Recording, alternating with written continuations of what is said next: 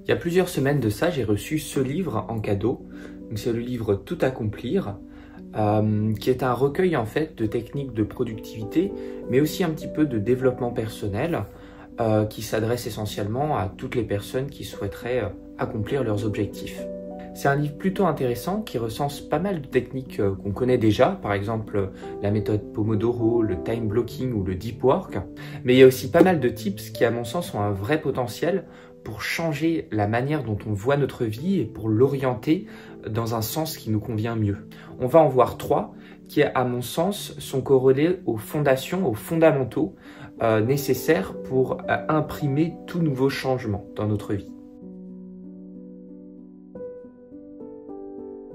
Le premier, et que je trouve particulièrement puissant, parce qu'il change radicalement la manière dont on conçoit notre existence entière, c'est la règle des 5-25. L'idée est toute simple.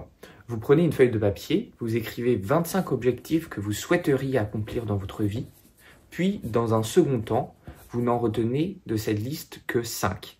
Les 5 qui comptent le plus pour vous. Ensuite, vous lisez les objectifs que vous n'avez pas retenus et vous les rayez. Et enfin, vous concentrez votre énergie à la réalisation des 5 objectifs que vous avez retenus.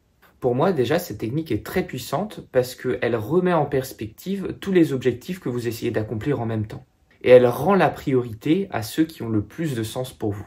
Et ces objectifs, ils peuvent être à la fois très vagues comme très précis. Par exemple, ça peut être bien entouré dans sa vie, ne pas mourir seul, ou ça peut être courir un marathon, réussir sa thèse en médecine.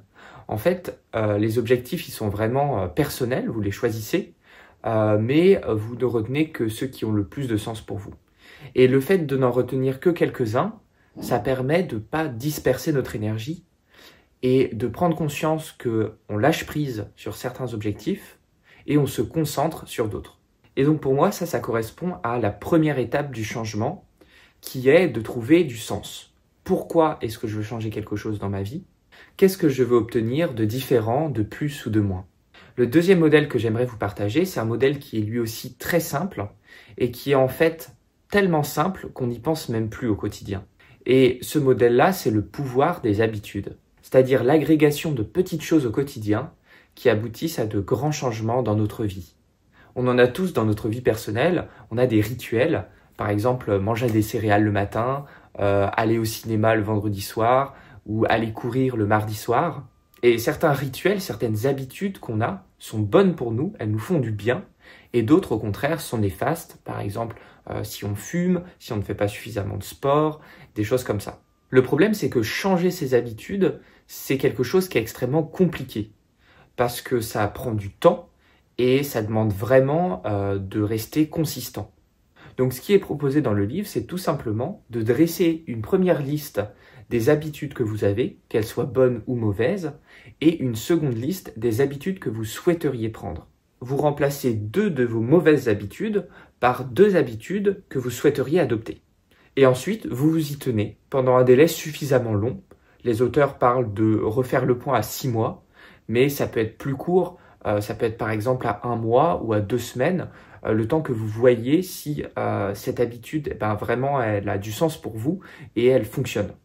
Et cette manière de faire, ça permet non pas de changer brutalement son mode de vie, mais au contraire de façonner petit à petit son quotidien pour aller vers quelque chose qui a plus de sens pour vous. Et ça, à mon sens, c'est le deuxième pilier du changement, qui est celui de se mettre dans de bonnes conditions. Si vous voulez, on peut avoir les meilleures intentions du monde, si on ne se libère pas les conditions nécessaires pour les mettre en pratique, on ne pourra jamais le faire. Par exemple, mettons que vous souhaitiez vous mettre au sport. Si vous avez déjà un travail prenant et que vous vous trouvez déjà fort occupé dans la journée, ça va être très compliqué de rajouter en plus cette chose-là, par exemple le fait d'aller courir, qui peut sembler difficile et désagréable à faire. Par contre, si dans votre liste d'habitudes, vous décidez de mettre en place cette pratique, vous réfléchissez à quand la placer et comment enlever des choses de votre vie pour la placer, et là, ça deviendra beaucoup plus simple de lui faire une place. Et la troisième technique, qui à mon sens est super importante et qu'on oublie beaucoup trop souvent, c'est la technique du journal de gratitude. Le concept est de penser à votre journée d'aujourd'hui ou votre journée d'hier, et le soir, à prendre un carnet et à noter 3 choses sur lesquels vous êtes reconnaissant. Et ensuite, de le répéter régulièrement pendant plusieurs semaines.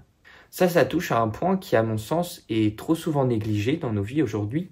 C'est que on a tendance à vouloir accomplir des objectifs et une fois qu'on les a accomplis, on passe directement à l'objectif suivant. C'est un peu la manière dont notre cerveau s'est configuré dans nos sociétés modernes. Mais à mon sens, c'est quelque chose qui est quand même triste parce qu'on passe notre vie à chercher à accomplir nos objectifs et pas à savourer le fait que on a accompli l'objectif précédent. Et donc tenir un tel journal, ça permet de se rendre compte de ce qu'on a déjà accompli et de s'ancrer finalement dans le présent et de récolter les fruits de son labeur. Et finalement, le fait de prendre conscience de ce qu'on a fait et de là où on est, pour moi, c'est presque le plus important. Parce que c'est justement pour ça qu'on cherche à accomplir des choses. Et on en arrive au troisième pilier du changement, qui est, à mon sens, de prendre plaisir sur le chemin. Regardez-vous, regardez votre vie, et à ce stade, vous pouvez déjà être fier de vous.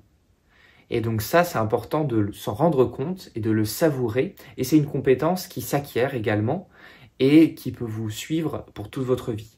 En notant tous les jours ce dont vous êtes reconnaissant, vous allez progressivement entraîner votre cerveau à accorder davantage d'attention à ce qui est positif et moins à ce qui est négatif.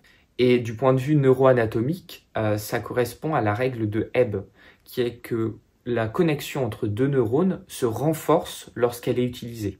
Et à l'inverse, elle se délite lorsqu'elle est moins utilisée. Donc pour moi, les trois piliers de tout changement, c'est trouver du sens, se mettre en bonne condition et prendre plaisir en chemin. Bien sûr, ces trois piliers, ce sont que des guides pour vous aider à aller vers une vie qui a plus de sens.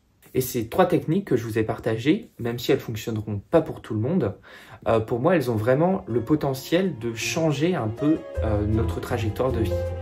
Et si ça vous a plu et vous voulez en savoir un peu plus, j'ai créé il y a plusieurs semaines de ça une newsletter qui traite justement de ces sujets-là. Je vous mettrai le lien en description. Sur ce, je vous laisse pour une prochaine vidéo. Salut!